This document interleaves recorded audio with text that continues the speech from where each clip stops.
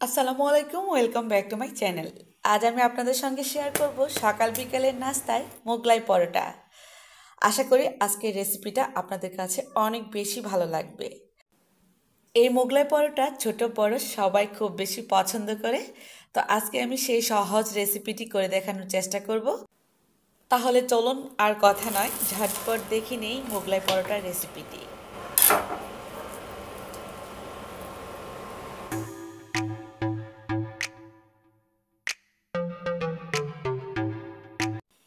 এই পরোটা বানানোর জন্য একটা মিক্সিং বলে নিয়ে নিচ্ছি আমি 1.5 কাপ পরিমাণ ময়দা। স্বাদ অনুযায়ী দিয়ে দিচ্ছি লবণ। তেলটা নিজেদের পছন্দ মতো দিয়ে নেবেন, বেশি কম। আমি এখানে 1/4 কাপ পরিমাণ রান্নার তেল দিয়ে নিলাম।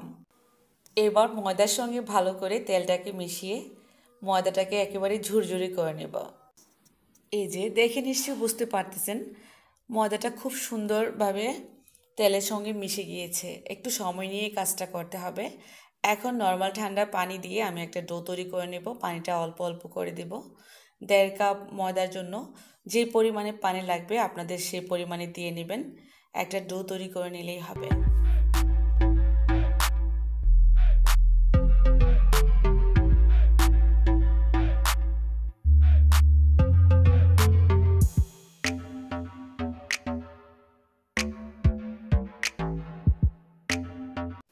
আমার এখানে ডোটা তৈরি করা হয়ে গিয়েছে।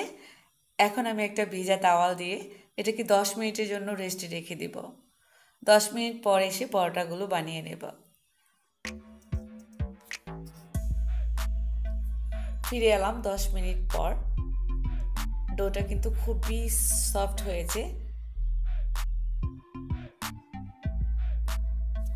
পরোটাগুলো বানানোর আগে আমি একটা মিশ্রণ তৈরি করে নেব ডিমের।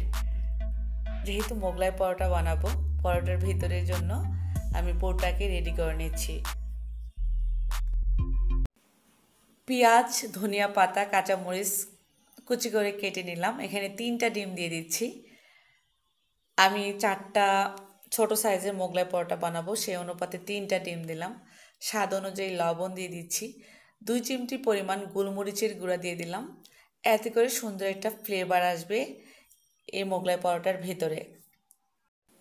কাঁটা চামচের সাহায্যে বেশ ভালো করে মিশ্রণটাকে ফেটিয়ে নিলাম। একটা সাইডে রেখে দিচ্ছি এটা। এখন পরোটাগুলো বানিয়ে ফেলবো ঝটপট।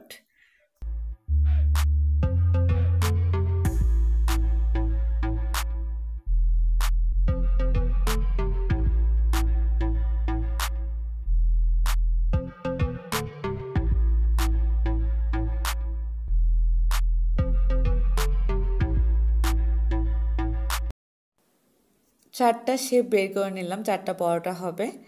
তো প্রথমে একটা রুটি বেলে দেখিয়ে দিচ্ছি। এই রুটিটা মানে এতটা পাতলা হবে যাতে করে আপনার হাত দিলে হাতটা দেখা যায়। যেহেতু মোগলাই পরোটা বানাবো, পাতলা করে রুটিটা বেলে নিতে হবে। তো আমি যেভাবে করে নিচ্ছি আপনাদেরকে আমি দেখিয়ে দিচ্ছি একটু।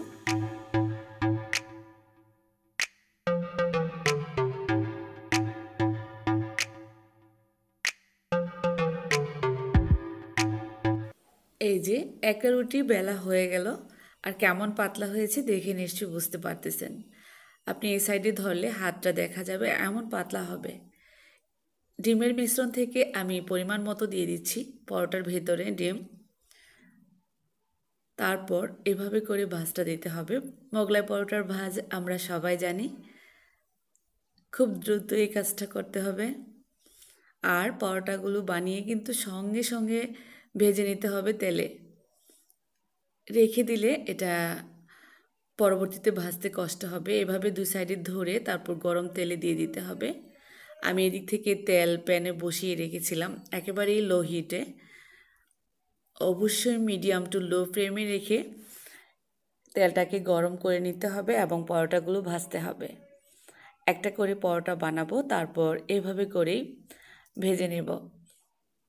ওপর থেকে যখন গরম তেলটা একটু একটু করে দেওয়া হবে, এটা কিন্তু অটোমেটিক ফুলতে থাকবে মোগলাই পরোটাটা।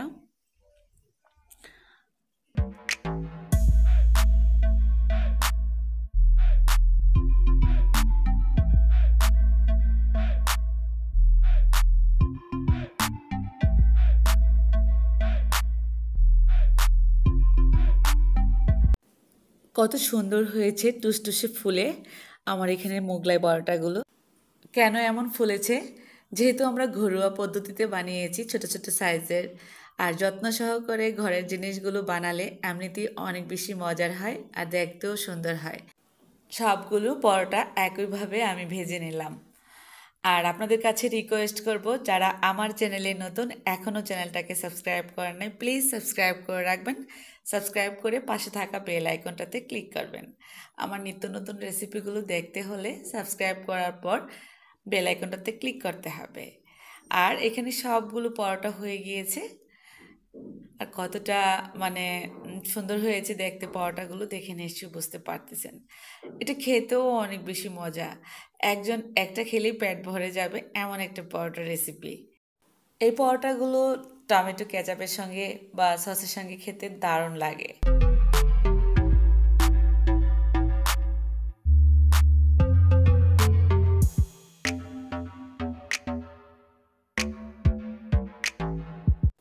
আমি এই পরোটাটা কেটে দেখাচ্ছি। এই যে ভেতরটা, খুবই ইয়াম্মি পরোটা। তো আজকের মতো বিদায়। সবাই ভালো থাকবেন, সুস্থ থাকবেন আর আমার জন্য দোয়া করবেন। আল্লাহ হাফেজ।